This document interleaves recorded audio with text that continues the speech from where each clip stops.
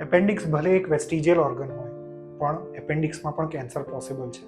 ઓલ્ધો it is very rare, but still it is possible. દર વર્ષે 10 લાખમાં 1 થી 2 પેશન્ટને આ કેન્સર જોવા મળે છે. એપેન્ડિક્સ કેન્સરના મેઇન ટાઈપમાં ન્યુરોએન્ડોક્રાઇન ટ્યુમર અને એડિનોકાર્સિનોમા છે.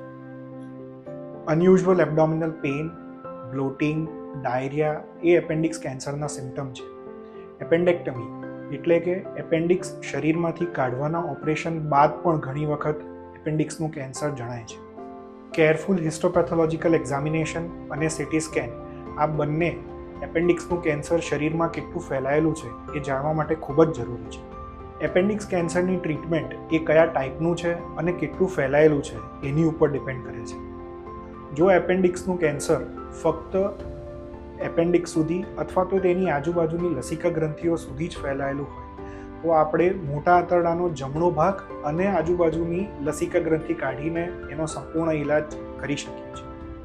સુડોમિક્ઝોમા પેરિટોનાઈ એટલે એપેન્ડિક્સનું કેન્સર એ આંતરડામાંથી નીકળીને પેટમાં શરીરના બીજા અંગમાં પણ ફેલાયેલું હોય તો એવી પરિસ્થિતિમાં પણ પ્રોપર સર્જિકલ પ્લાનિંગ કરીને સાઇટોરેડક્ટિવ સર્જરી અને હાઈપેક એટલે કે પેટની અંદર કિમોથેરાપી આપીને એપેન્ડિક્સ કેન્સરનો ઈલાજ શક્ય છે.